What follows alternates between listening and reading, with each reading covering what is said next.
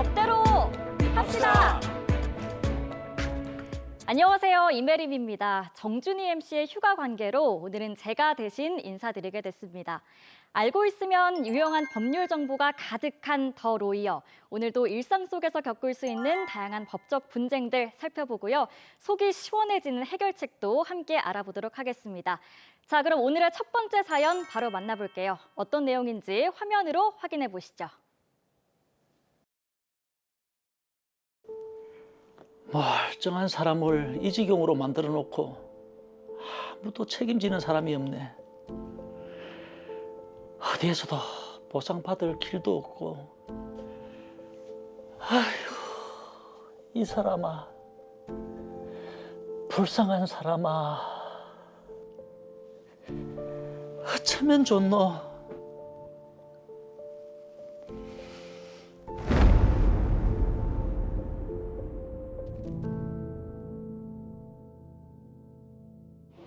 오늘 신경차단술을 하셨으니까 너무 무리하지 마시고 몇 시간 지나면 통증이 완화될 겁니다. 치료를 받아서 그런가 살짝 감각이 없는 것 같기도 하고 좀 있으면 괜찮겠지. 여보, 목이랑 어깨 아프다더만은 병원을 갔다 왔나? 목은 좀 괜찮은 것 같은데 팔에 감각이 좀 없는 것 같기도 하고 다리에도 힘이 좀 없고. 그래가 운전할 수 있겠나? 차로 5분 거리인데 빨리 가면 되지. 응.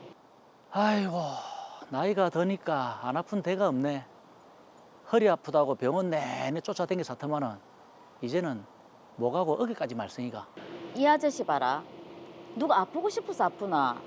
일하랴 살림하랴 골병 든 거지. 그러니까 당신이 돈 많이 벌어서 내 일 안 하게 좀 해줘. 아이고, 예, 미안합니다.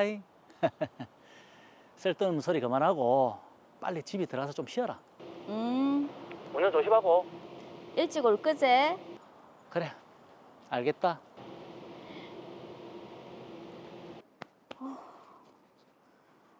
점점 더 심해지네. 병원에 전화해봐야겠다. 네, 아까 신경차단술 받은 변상인데요. 시간이 지났는데도 팔에 감각이 없는 것 같고 다리에도 힘이 없습니다. 약물이 흡수될 때까지 일시적으로 신경을 눌러서 그렇다고요? 계속 이러면 어떻게 해야 합니까? 계속 그러면 수술 받을 수 있는 병원으로 가라고요? 네.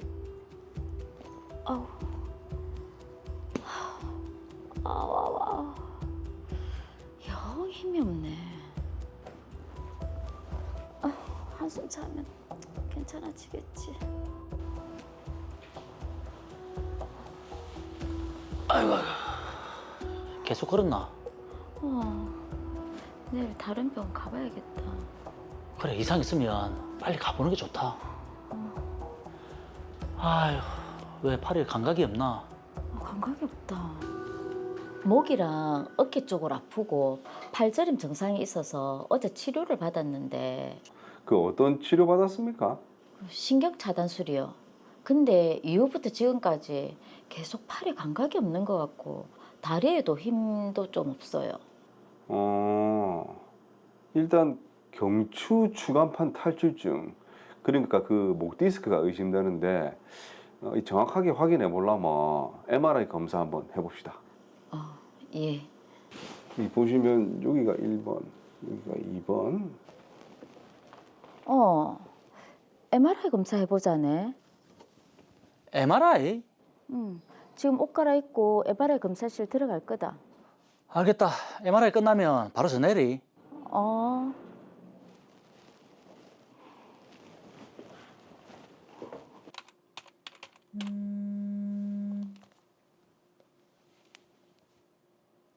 예. 저희 집사람인데요. 예? 알겠습니다. 지금 바로 가겠습니다. 아내는 MRI 검사 중 기계 내에서 사지 마비 증상을 보였고 바로 추간판 절제술 및 유압술을 받았으나 경부 척수의 손상으로 사지마비 후유장애 진단을 받게 됐습니다.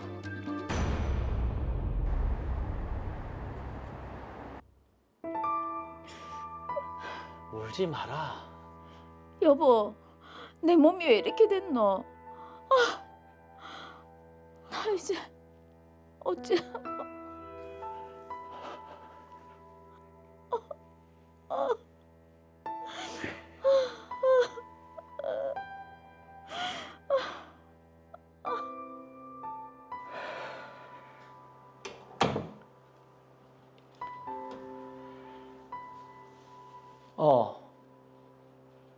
집사람,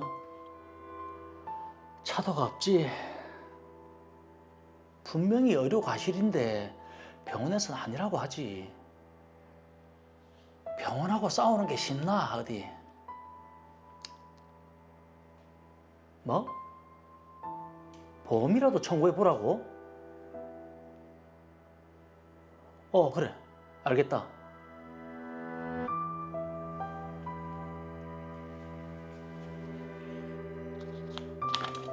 아내가 저렇게 된 건 사고였기에 저는 상해보험과 생명보험을 청구했습니다.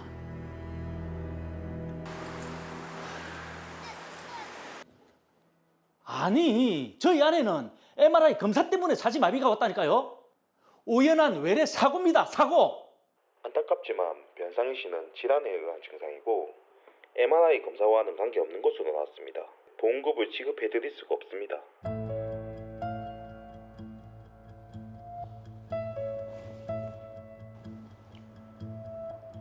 멀쩡한 사람을 아예 사람 구실도 못하게 만들어 놓고 아무도 책임이 없다고 하네. 어디에서도 보상받을 길도 없고 앞으로 어떻게 해야 되노?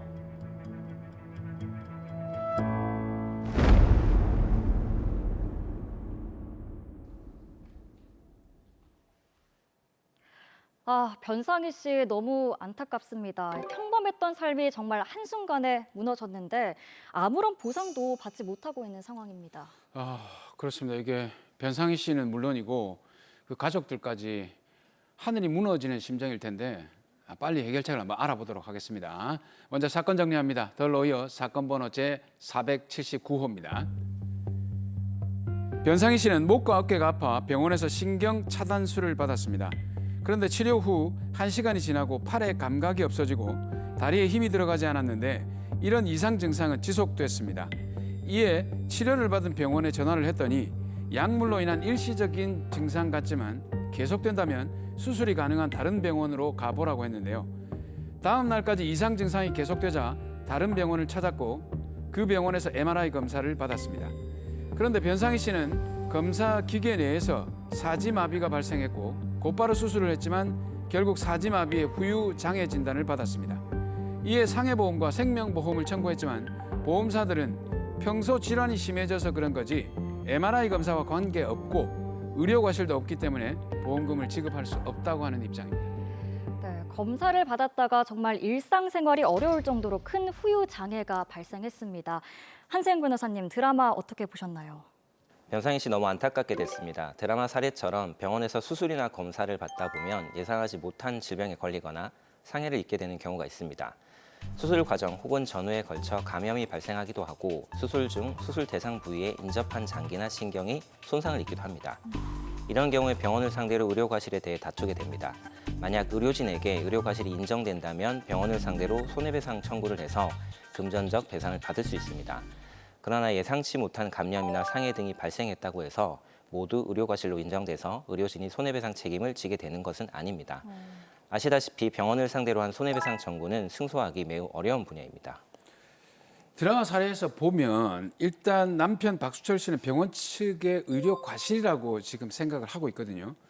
그렇다면 이 변상희 씨가 MRI 검사를 받았던 병원 측의 입장은 지금 어떻습니까?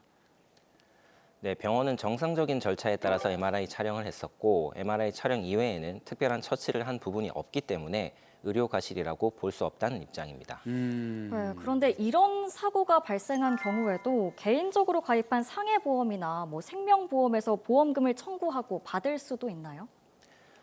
네, 가능성이 있습니다. 먼저 상해보험의 경우 발생한 사고가 급격하고 우연히 발생한 신체 외부적 요인에 의한 사고, 이 상해에 해당한다면 보험금을 지급받을 수 있습니다.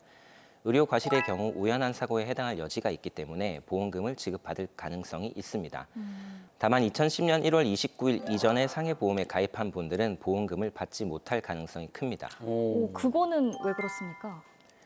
네, 이때 판매된 보험 약관에는 외과적 수술, 그 밖의 의료 처치로 인한 손해를 보상하지 아니한다라고 되어 있기 때문입니다.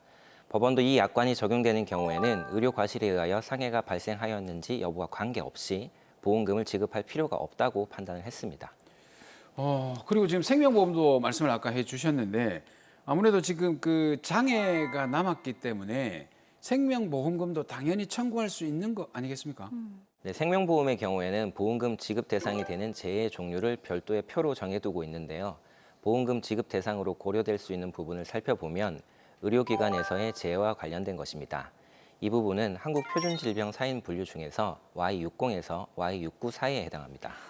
좀 어려운데 한국표준질병 사인 분류 중 Y60에서 Y69 사이, 구체적으로 어떤 건가요? 네, Y60에서 Y69 사이의 질병 분류 코드는 외과적 및 내과적 치료 중 환자의 재난이라고 하는데요. 생명보험에서 보험금을 지급받으려면 의료 처치와 관련해 발생한 사고가 외과적 및 내과적 치료 중 환자의 재난 중 진료기관에 고의 또는 과실이 있는 사고여야 합니다. 네. 따라서 의료진의 고의 또는 과실이 없다면 보험금을 지급받을 수 없습니다. 그런데 생명보험에 있어서 의료진의 고의 또는 과실이 없더라도 보험금을 지급받을 수 있는 경우도 있습니다. 어떤 경우에 고의과실이 없어도 보험금을 지급받을 수 있는 거죠? 네, 바로 한국표준질병 사인 분류상 처치 당시에는 재난의 언급이 없었으나 환자에게 이상 반응이나 합병증을 일으키게 한 외과적 및 기타 내과적 처치에 해당하는 경우입니다. 한국표준질병 사인 분류 중에서 Y83에서 Y84에 해당하는 것인데요. 이 코드의 경우에는 Y60에서 Y69 코드와 서로 배타적인 관계에 있기 때문에 어느 한쪽의 코드만 부여할 수 있습니다. 정리하면 의료진의 의료처치상 과실이 있는 경우 보험금 지급 대상이 될 수 있고 의료 과실이 없다고 해도 환자에게 고지되지 않은 부작용이나 합병증이 발생한 경우에는 보험금을 지급받을 수 있습니다. 네, 그래서 드라마 사례에서 박수철 씨가 아내의 상해보험과 생명보험을 청구한 거군요. 네, 제가 사례에 대해서 좀 더 알아봤는데요. 아내분인 변상희 씨는 경추신경에 압박이 가해질 수 있는 자세로 25분 동안 MRI 촬영을 했었고 이것이 원인이 되어서 척수 손상이 발생했던 겁니다. 당시 변상희 씨는 이런 부작용에 대해서 전혀 들은 바가 없었다고 하는데요. 그러므로 처치 당시에는 재난의 언급이 없었으나 환자에게 이상 반응이나 합병증을 일으키게 한 외과적 및 기타 내과적 처치에 해당한다며 보험금 지급을 구한 것입니다. 그러네요. 이게 지금 변상희 씨 주장대로 보면 보험금을 당연히 지급받아야 될 사안인데 보험사는 그 지급을 왜 거절하고 있는 상황이죠? 그러니까요. 네, 보험사는 변상희 씨의 기존 질병 때문에 마비 증상이 온 것이고 MRI 촬영 시 변상희 씨에게 발생한 사지마비는 외과적 및 내과적 치료 중 환자의 재난, 질병 코드 분류상 Y83에서 Y84에 해당하는 것이 아니라 Y60에서 Y69에 해당한다는 것입니다. 그러므로 해당 병원의 의료진의 과실이 없었으면 보험금 지급 대상이 되지 않는다고 주장했습니다. 이렇게 양쪽 주장이 다른데 그렇다면 변상희 씨가 보험금을 지급받기 위해서는 어떻게 해야 될까요? 네, 변상희 씨는 보험사를 상대로 소송을 제기해서 다퉈볼 여지가 있습니다. 변상희 씨와 아주 유사한 사례에서 보험사를 상대로 보험금 청구 소송을 했었고 승소해서 보험금을 지급받은 사례가 있습니다. 이 소송에서도 수차례 감정 절차가 진행됐었는데요. 법원은 감정 결과 및 여러 다른 증거에 기초해서 보험금을 지급하라고 판단했습니다. 그럼 변상희 씨와 유사한 사례에서 법원은 구체적으로 어떻게 판단을 했나요? 네, 감정 결과에 따르면 원고의 장애에 기여한 기존 질병이 있다고 해도 장애를 유발한 중대하거나 직접적인 원인은 MRI 촬영이라는 외적 요인이라고 봄이 타당하며 원고가 MRI 촬영 직전까지 걸어 다니는 등 거동이 가능하였으나 MRI 촬영 직후 급격히 사지마비 증상이 발생했고 MRI 촬영과 원고에게 발생한 사지마비 증상 사이에 다른 원인이 개입할 만한 시간적 간극도 없었다는 점, 그리고 감정이들의 소견에 따르면 MRI 촬영으로 인해서 환자에게 마비가 생기는 사례가 발생할 수 있다는 겁니다. 그러므로 MRI 촬영으로 원고에게 사지마비 증상이 발생하였다고 볼 수 있다고 판단했습니다. 그러니까요. 이게 지금 복잡하게 설명을 했지만 우리가 목 디스크 진단을 받았다고 하지만 일단 걸어서 들어갔단 말이죠. 기계로. 근데 나올 때 사지마비로 나왔단 말입니다. 그 사이에 그 어떤 곳을 간 적도 없어요. 당연히 기계적인 문제가 있을 것이다라고 추측할 수밖에 없는 건데 당연히 이거는 검사 중에 문제가 있다 볼 수 있죠. 네, 그렇습니다. 법원도 원고에게 기존 질병이 있기는 했지만 MRI 촬영을 위해서 스스로 병원에 걸어 들어갔다가 촬영 중에 사지마비가 온 점에 집중한 것입니다. 다음으로 MRI 촬영 당시 별도로 합병증 등에 대해서 원고에게 설명한 부분도 없다고 보아서 처치 당시에는 재난의 언급이 없었기 때문에 Y83에서 Y84에 해당한다고 판단했습니다. 네. 그렇게 드라마 사례와 유사한 사건에서는 법원의 판단에 따라서 보험금을 전부 받을 수 있었습니다. 네, 그럼 병상희 씨의 경우에도 보험사를 상대로 소송을 제기한다면 보험금을 지급받을 가능성이 높겠네요. 네, 변상희 씨의 경우 MRI 촬영을 받게 된 과정 중에 안타깝지만 의료 과실이 인정될 만한 부분은 없어 보입니다. 결국 변상희 씨는 생명보험에서 사지마비에 대한 후유장애 보험금을 지급받는 방법밖에는 없을 것 같습니다. 여러 사정을 따져보면 변상희 씨도 Y83에서 Y84 코드에 해당하는 것으로 보여 보험금을 지급받을 가능성이 높습니다. 일단 뭐 보험금을 지급받을 가능성이 높다고 하니 다행이긴 한데 사실 당사자나 가족들 입장에서 보면 하루아침에 사지마비가 일어난 거기 때문에 네. 하늘이 무너지는 그런 고통이 좀 다른 거거든요.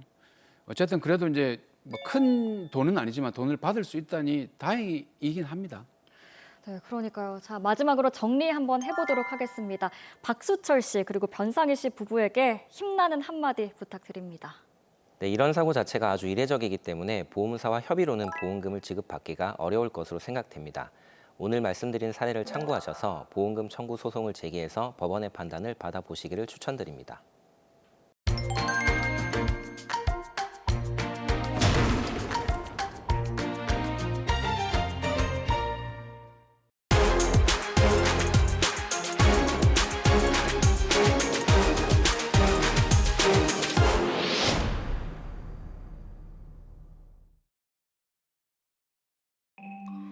여기 견적 7천 나온 거 보이시죠?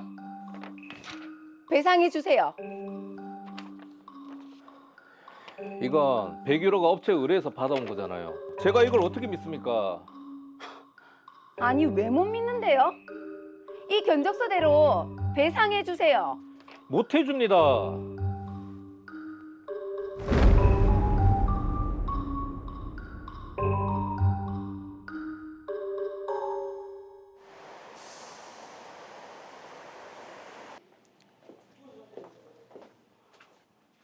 어?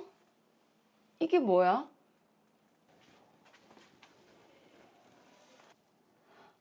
아니 설마 이거 물 새는 거 아니야? 아, 진짜. 아니 도대체 상가는 관리를 어떻게 하는 거고? 아, 진짜.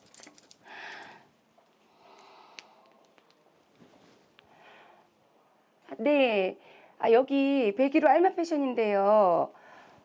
네, 저희 가게에 천장이랑 벽에 누수가 생겨서요. 네, 빨리 확인하시고 조치 좀 취해 주세요. 네네네. 네, 알겠습니다. 저희가 확인부터 바로 해보겠습니다. 다른 상가는 다 괜찮은데 101호만 그렇단 말이지. 일단 가보자.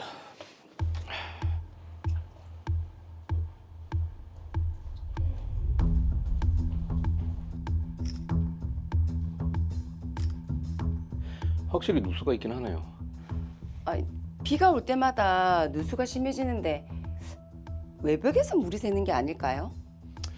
제가 볼 때는 2층 상가에서 물이 새는 것 같아요. 천장 누수 모양새도 그렇고. 그래요? 2층 가서 상의 한번 해보시죠. 가시죠. 네. 여기 계신 101호 천장에 누수가 있는데 아무래도 2층에서 물이 새는 것 같아요. 그럴 일 없습니다. 2층에는 물 새는 데가 없어요. 아니, 저희 천장에 누수가 생긴 걸 보면 2층에서 물이 새는 게 맞죠. 증거 있습니까? 그리고 누수는 상가 관리단에서 책임을 져야 하는 거지. 이걸 왜 저희한테 따지세요? 아니 누수는 개별 소유자 책임입니다. 외벽이나 옥상 누수가 아닌데 저희가 그걸 왜 책임져야 합니까? 참. 아니 서로 내 탓이 아니요 하면 도대체 어떻게 하란 말이고. 답답하네 진짜. 위치가 2층에서 떨어진 위치. 아니지, 그건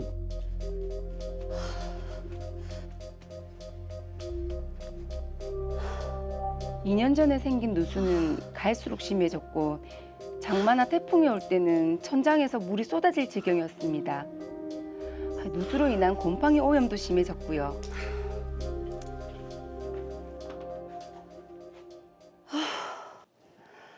아니 누수 때문에 옷을 창고에 둘 수도 없고, 아니 상가 관리소장이랑 직원들은 확인 다 해놓고 가가지고 조치도 하나도 안 취해주고 영업도 못하고 있는데 이대로는 안 되겠다. 네 여보세요? 누수 탐지 업체죠? 네 의뢰를 좀 할까 해서요. 사장님, 저희가 상가 구석구석을 살펴봤는데 옥상이랑 건물 외벽이 원인인 것 같습니다. 옥상이랑 외벽이요? 네. 그건 상가 공용 부분이잖아. 그럼 원인 제거 비용은 얼마나 들까요? 옥상이랑 외벽 원인 제거 비용은 한 5천만 원 정도 들 것 같고요. 가게 도배랑 곰팡이 제거도 같이 하셔야겠네요. 이것도 한 2천만 원 정도 들 것 같습니다. 그럼 합쳐서 7천만 원이요? 네. 그럼 상의해 보시고 연락 주십시오. 네.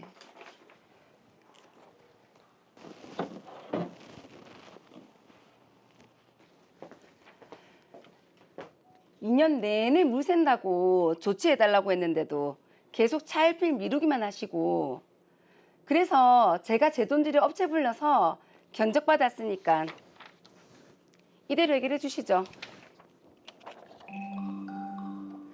거기 견적 7천 나온 거 보이시죠? 배상해 주세요.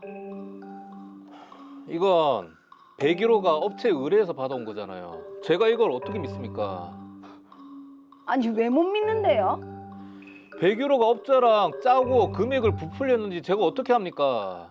뭐라고요? 그럴 리 없습니다. 견적서대로 배상해 주세요. 못 해줍니다.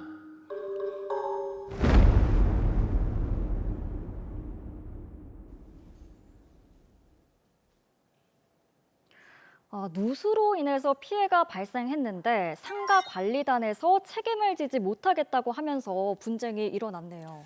그렇죠. 이런 문제는 사실 그 책임 소재부터 시작을 해서 보상을 요구해야 할 대상까지 아주 꼼꼼히 따져봐야 되는데 당연히 저희 더 로이어에서 해결해 드리도록 하겠습니다. 자, 일단 사건 정리부터 먼저 해보겠습니다. 더 로이어 사건 번호 제480호입니다. 백장미 씨는 상가 1층에서 옷가게를 하고 있었는데요. 어느 날 벽에 누수가 생긴 걸 발견했고 상가 관리단에 이 사실을 알렸습니다. 관리단에서는 2층 상가가 누수의 원인이라고 보고 해당 사실을 알렸지만 김석진 씨는 절대 아니라고 했고 관리단과 다툼이 생겼습니다. 이후 비가 올 때마다 누수는 더욱 심해졌고 벽과 천장에서도 누수가 발생했는데요. 참다 못한 백장미 씨는 전문 업체에 의뢰해 누수 원인이 상가 옥상과 외벽에 있는 것 같다는 의견을 들었고 원인 제거 비용으로 5천만 원, 도배와 곰팡이 제거 비용 등으로 2천만 원이 소요된다는 견적서를 받았습니다. 이 견적서 그대로 상가 관리단에 누수 수리 비용을 알리자 관리단 대표인 오대중 씨는 견적서를 신뢰할 수 없다면서 이에 대한 책임을 지지 않겠다 맞서고 있습니다. 올해는 특히나 여름에 비가 많이 오면서 누수로 인해서 고통받는 분들이 많으셨던 것 같은데 변호사님, 아무래도 누수 문제는 여름 장마철에 좀 더 심해지죠? 그렇습니다. 이게 여름 장마철에 많이 심한데요. 이 누수 문제라는 게 진짜 경험해보지 않은 분들은 그 고통을 잘 알지 못해요. 그렇죠. 제가 이제 누수 관련 손해배상 사건을 자주 다뤄보지만 대부분 뭐 정신건강의학과에서 뭐 치료를 받거나 우울증 약을 복용할 정도의 극심한 고통과 스트레스를 호소하고 있습니다. 오늘은요, 제가 이제 집합 건물에서 발생하는 누수 문제의 그 해결 방법을 자세히 알려드리겠습니다. 이 누수 분쟁이라고 하면 일반 아파트나 주택, 뭐 상가 모두 같은 것 같은데 집합 건물의 누수라는 게 어떤 건가요? 요즘은 이제 이 여러 층의 이제 호실로 이루어진 집합 건물에서 거주하거나 영업하는 경우가 많잖아요. 네. 예를 들면 뭐 아파트에 산다든지 이제 상가 건물에서 영업하는 경우가 대부분이거든요. 그렇습니다. 그런데 이제 원래 물은 높은 곳에서 이렇게 낮은 곳으로 흐르니까 그렇죠. 주로 이제 아래층에 그 누수가 발생할 가능성이 높습니다.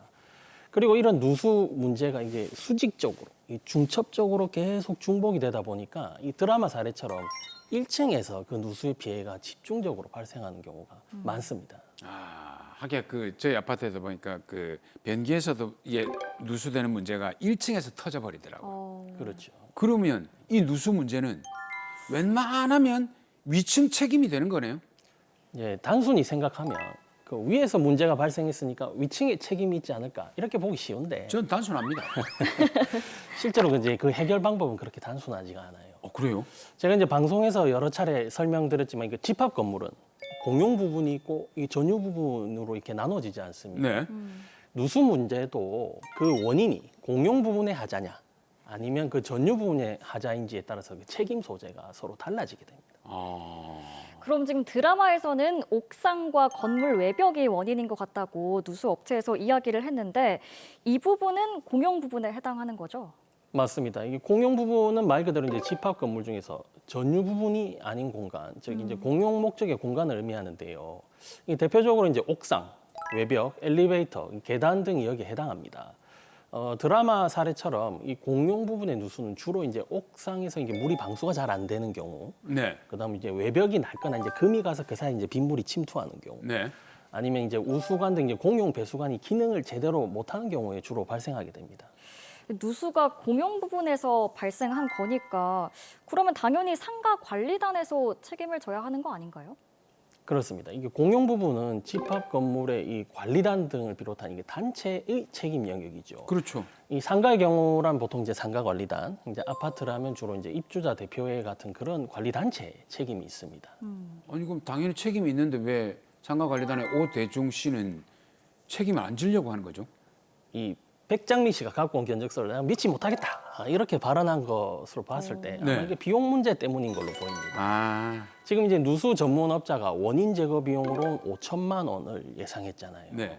근데 이제 관리비를 이제 걷어서 운영하는 이 관리단의 입장에서는 이 상당히 부담되는 금액인 건 맞거든요. 게다가 이제 관리단 대표의 일반적인 임기는 2년입니다. 2년마다 이제 대표자가 이제 이렇게 선임이 되는데 자신의 임기 중에는 이렇게 큰 금액의 지출을 좀 피하려는 경향이 강합니다. 그래서 이제 공용 부분 하자라는 걸 알면서도 애써 부인하거나 이제 시간을 끄는 경우가 많이 있습니다. 아니 그러면은 백장미 씨는 어떻게 해야 하나요? 지금 누수가 발생한 게 사실 하루 이틀이 아니고 가게 영업에까지 지장을 주고 있는 만큼 좀 적극적인 대처가 이루어져야 할 것 같은데요. 그렇죠. 이제 백장미 씨는 이제 이 관리단, 이 상가 관리단을 상대로 누수 문제에 대한 이 손해배상을 청구하는 소송을 제기하셔야 합니다. 그러면 이제 소송을 제기하면 금방 견적서를 받았던 그 금액대로 그대로 손해배상을 받을 수 있는 겁니까? 반드시 꼭 그렇지는 않습니다. 물론 이제 당사자가 의뢰한 그 누수 전문업자의 확인서나 견적서는 중요한 증거로 쓰일 수는 있겠지만 네. 어쨌거나 이제 백장미 씨 의뢰를 받은 사설업자이자 말이에요. 네네. 그래서 이제 소송에서는 그 객관성, 그 증거의 객관성은 다소 좀 부족하다 이렇게 볼 수도 있어요. 그러면은 견적을 다시 내야 하는 건가요? 예, 이게 법원에 이제 정식으로 감정 신청하셔야 합니다. 그러면 이제 법원에서 지정한 전문가가 현장을 감정해보고 이 누수의 원인, 누수의 정도, 손해배상 금액 등을 이렇게 평가하게 되는데요. 이를 통해서 이제 정해진 이 손해배상 금액이 보통 판결에서 인정되는 기준으로 작용합니다. 만약에 이제 누수 전문업자 오방수 씨의 진단이 비교적 객관적으로 정확했다면 아마 법원 감정에서도 비슷한 결과가 나올 거잖아요. 그러면 금액적으로는 큰 차이가 없을 수도 있습니다. 그럼 만약 오방수 씨의 진단이 정확하다면 원인 제거 비용 5천만 원, 도배 곰팡이 제거 비용 2천만 원까지 총 7천만 원을 배상받을 수 있는 거네요. 바로 이 부분이 이 집합 건물 누수 분쟁에서 가장 주의하셔야 할 포인트입니다. 포인트. POINT. 포인트. 이거 굉장히 중요한 겁니다. 우리 시청자 여러분 필기 준비하시고 저도 아니면 필기하겠습니다. 휴대폰 꺼내서 화면 캡처 준비하시기 바랍니다. 말씀하시죠.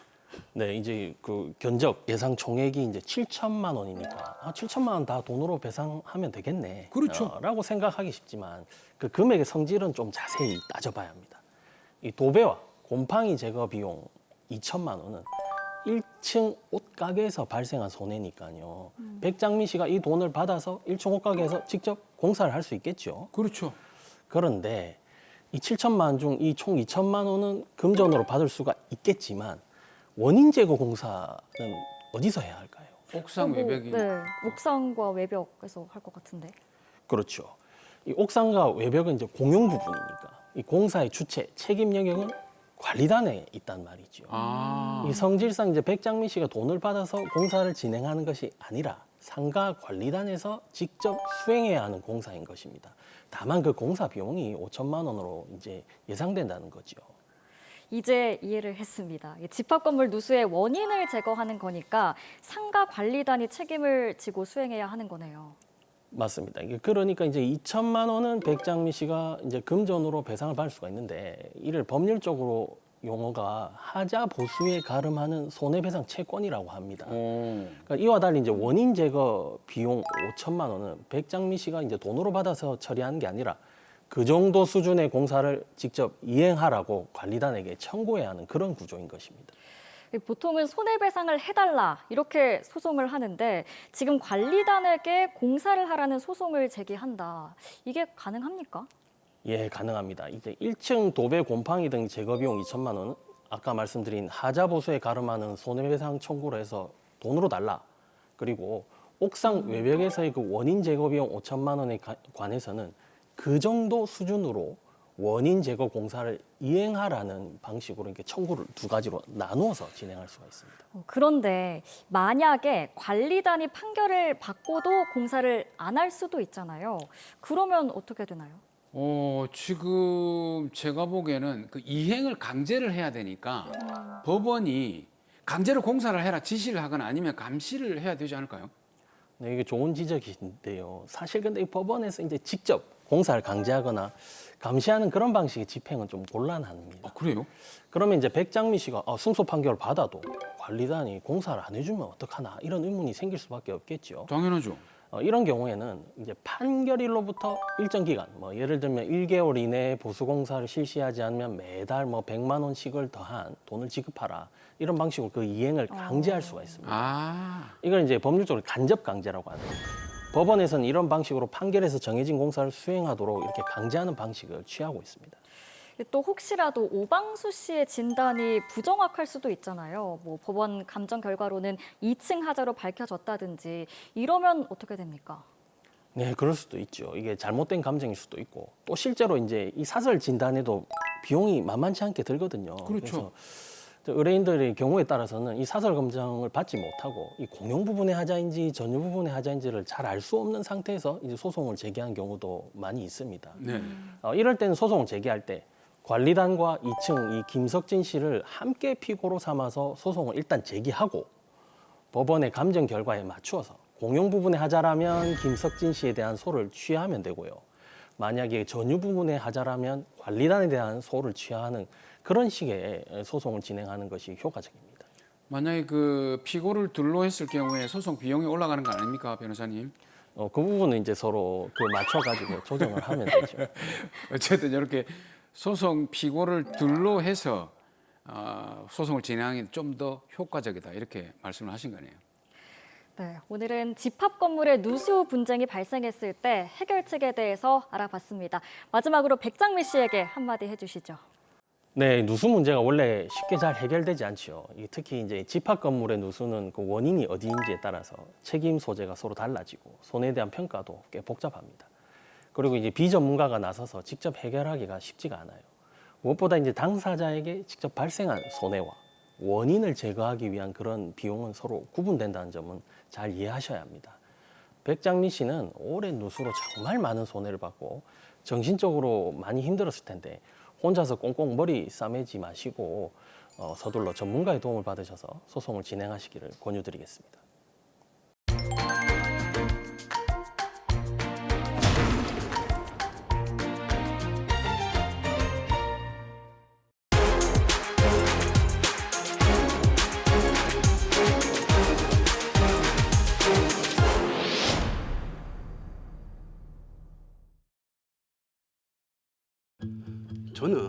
안전하게 작업하라고 지시했습니다. 저도 안전장비 착용하라고 주의를 줬습니다.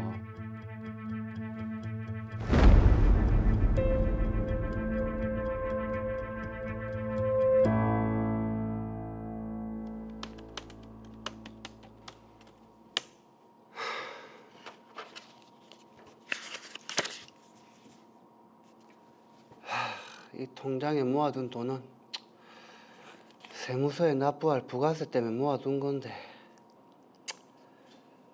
그래도 어쩌겠나. 당장 이번 달 직원들 월급도 못 줄 파인데 이 통장 해지해서라도 줘야지.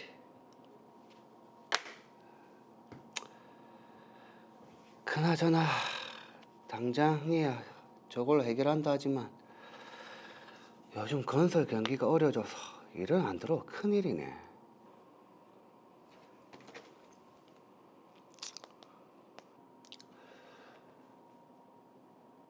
아이고 박 사장님, 아이고 잘 지내시죠? 예. 그 다름이 아니라 그 예전에 청평 어딘가에 펜션 지을 거라고 하셨잖아요. 그 자금 부족 때문에 무산됐다고요. 예, 알겠습니다. 예.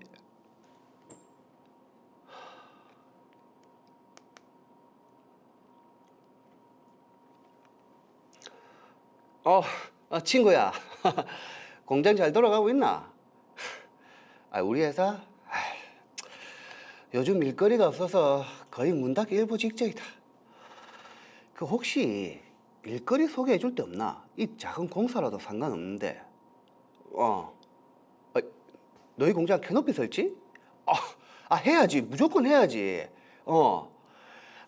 내가 요즘 이것저것 따질 때가 아니다. 그래.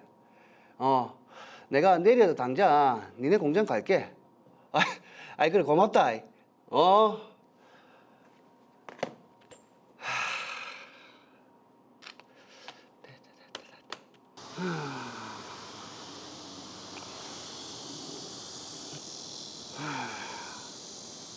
지난번 폭우 때문에 공장 캐노피가 다 떨어져 나갔다고 하더니 저긴가 보네.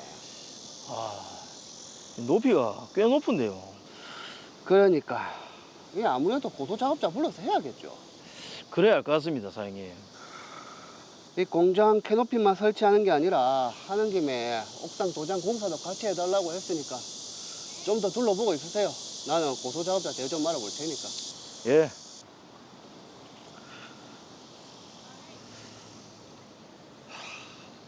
아이고 김 사장님, 이 고소 작업자로 공사 좀 해야 돼서. 작업이 큽니까? 요즘 건설 경기 어려운 거 알지 않습니까? 큰 건 아니고 그냥 공장 옥상에 캐노피 설치랑 도장 공사. 높이가 얼마나 되는데요? 한 아파트 2층 높이. 알겠습니다. 이번엔 좀 싸게 해주십시오. 네, 다음에 경기 풀리면 좀 더 쳐줄게요. 알겠습니다. 사정은 모르는 것도 아니고. 감사합니다. 도장 공사도 같이 하니까 직원들 2달치 월급은 해결할 수 있겠네.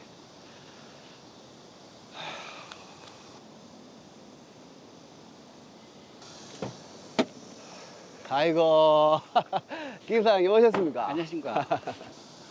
저기입니까? 예. 준호 씨, 나는 여기 공장 사장이 할 얘기가 있다고 해서 저기 사무소에 잠시 갔다 올 테니까 그 작업자 타고 할 때 안전하게 조심해서 작업하고 있어요. 알겠습니다, 사장님. 김 사장님 잘 좀 부탁드리겠습니다. 예.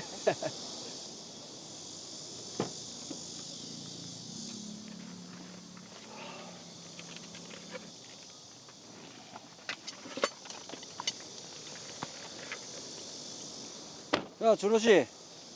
고수 작업 시에는 안전모하고 안전고리를 난간에 꼭 매야 됩니다. 이거 안전모하고 안전고리 하면 작업하는데 너무 불편해서. 아니, 그걸 안 한다고? 그래도 해야지. 빨리 하세요. 괜찮습니다. 이거 하면 작업 시간도 너무 오래 걸리고. 그리고 사각형 안전 난간 중에 한 면은 좀 떼주십시오. 아니, 그걸 떼라고요? 그건 안 되지. 괜찮습니다. 뭐 고수 작업차에서 작업 한두 번 해보는 것도 아니고 평소에도 그렇게 했는데 문제 생긴 적 없었어요. 뭐 떼낸 난간 그 부분은 벽에 바짝 붙이면 아무 문제 없습니다. 아, 안 되는데. 진짜 한 번도 문제 생긴 적 없다니까요. 아, 빨리 작업 끝내고 가야지. 날씨도 이렇게 더운데. 자, 빨리 합시다. 난 분명히 이야기했습니다. 저희 반대에도 불구하고 준호 씨는 빨리 작업을 끝내고 싶다고 강경하게 이야기했고 준호 씨가 원하는 대로 작업을 하게 됐습니다.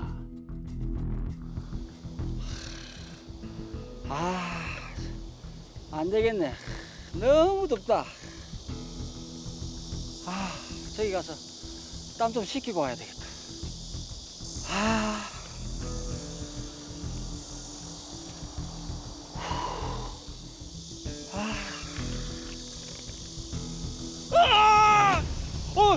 어이구, 준호 씨! 준호 씨는 작업자에서 떨어져 사망하고 말았습니다. 노준호 씨 작업 당시 어디 계셨습니까? 공사 의뢰한 사장과 얘기 중이었습니다. 그럼 현장에 없었다는 얘기네요.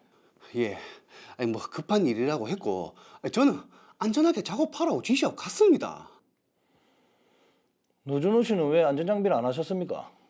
아이고, 저는 안주모 안전 장비를 하라고 이야기했습니다. 그 사각 난간 한쪽도 없던데 애시당초 고소 작업 차량에 문제가 있었던 거 아닙니까? 아닙니다.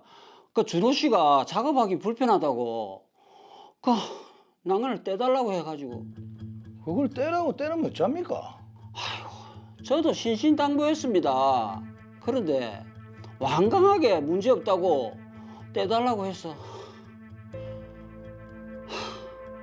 저는 진짜 말렸습니다. 그런데 준호 씨가 이렇게 된 건 진짜 안타깝지만 저는 진짜 책임이 없습니다.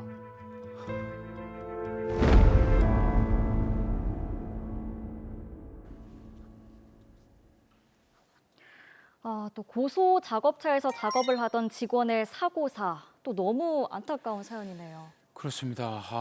지금 이게 누구의 책임인지가 굉장히 좀 문제인 것 같은데 저희들 꼼꼼히 한번 따져보도록 하겠습니다. 사건 정리합니다. 더 로이어 사건 번호 제481호입니다. 이대영 씨는 건설회사를 운영하고 있는데요. 지인의 공장 캐노피 설치 공사를 의뢰받았습니다.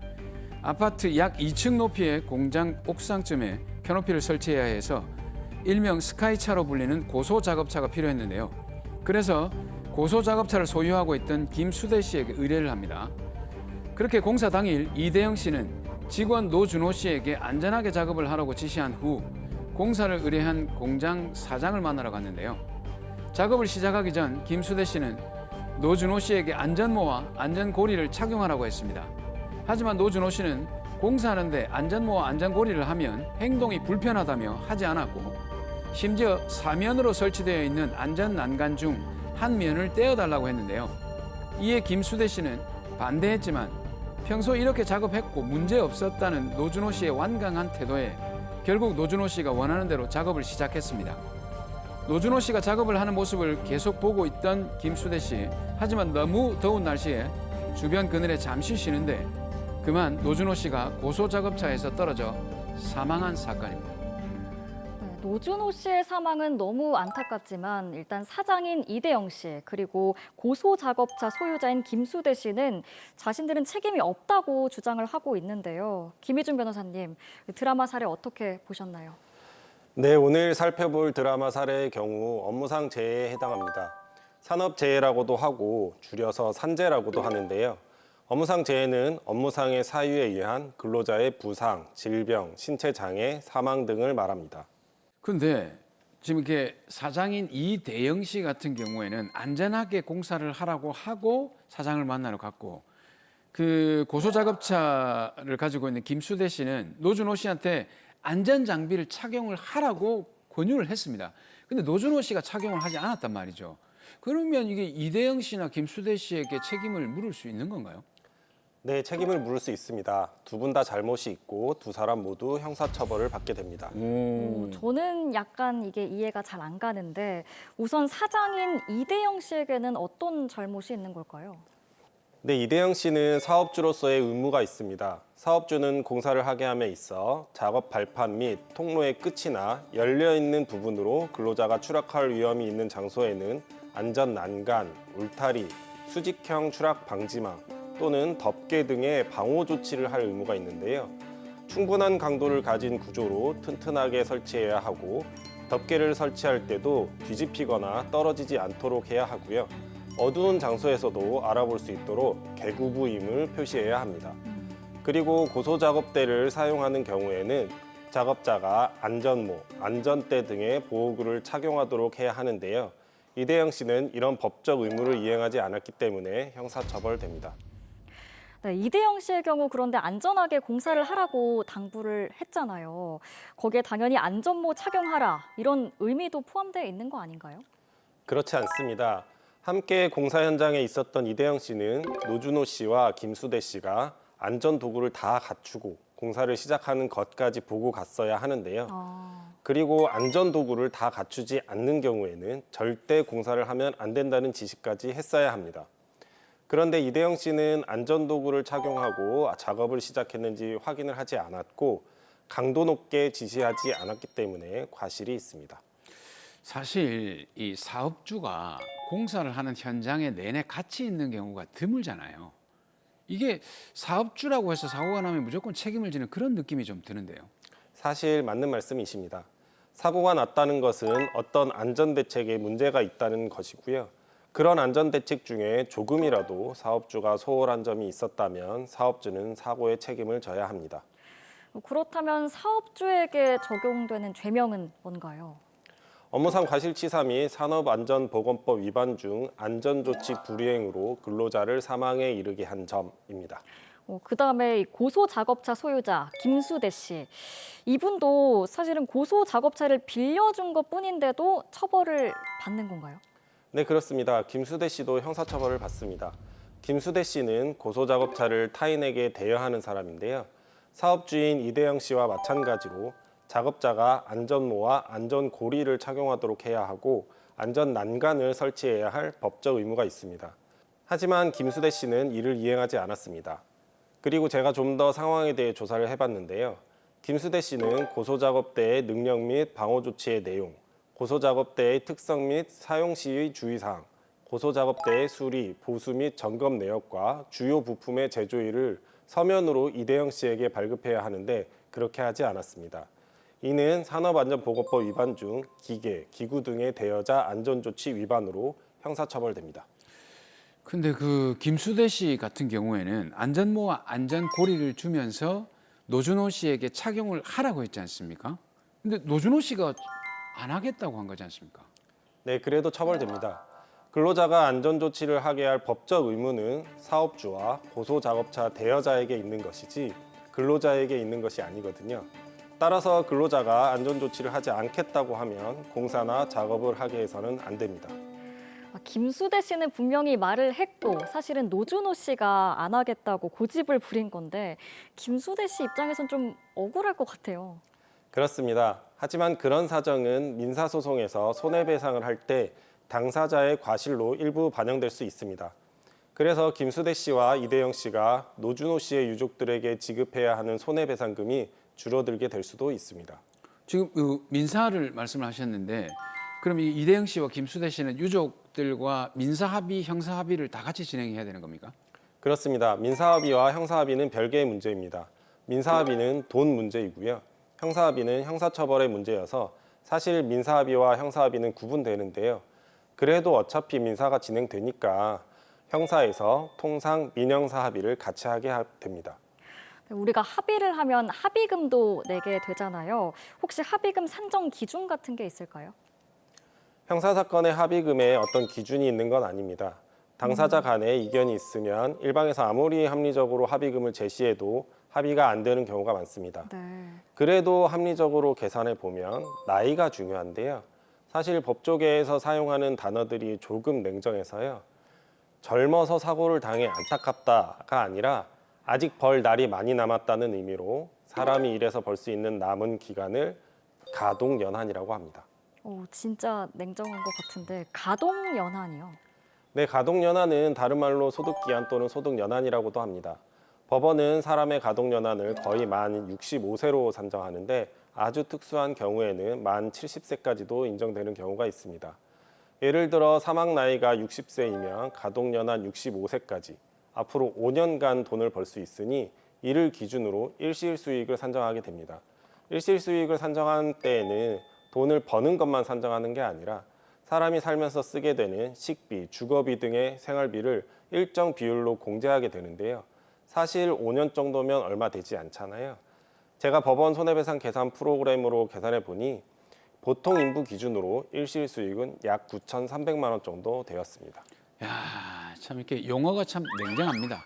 가동연한이라니까 기계 같잖아요. 그냥 소득기한이 더 나은 것 같은데. 근데 거기다 또 사람이 죽었는데 1억도 채 안 된다는 게 이게 참, 이게 이거밖에 안 되나요?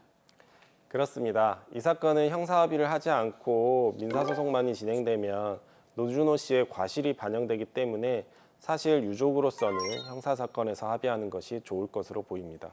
그러면 형사처벌은 어떻게 되는 겁니까? 구체적인 사안에 따라 다르겠지만 합의했을 때 이대영 씨는 징역 1년 정도에 집행유예 3년 정도가 예상되고 김수대 씨는 징역 1년 정도에 집행유예 2년 정도가 나올 것으로 예상됩니다. 진짜 이 공사 현장, 산업 현장은 한순간의 실수, 이 정도면 괜찮겠지 이런 안일한 마음에 큰 사고로 이어질 수 있거든요. 그렇죠. 정말 첫째도 안전, 둘째도 안전이라는 마음으로 임해야 할 것 같습니다. 그렇습니다. 이게 아무리 근로자가 괜찮다고 하더라도 억지로라도 그거를 하게 만들어주고 만약에 안 하겠다면 근로자를 바꿔야 될 것 같아요. 이게 그 정도로 강한 조치로 감시하고 감독하는 그런 어떤 그 사용자들의 자세가 좀 필요할 것 같네요. 네, 자 마지막으로 정리 한 말씀 부탁드립니다. 산업 현장에서 발생하는 사고는 원하지 않는 곳에서 뜻하지 않은 시간에 언제든지 발생할 수 있습니다. 언제나 최대한 안전 조치를 하시고 안전사고가 발생하면 법률 전문가와 상의하시기 바랍니다.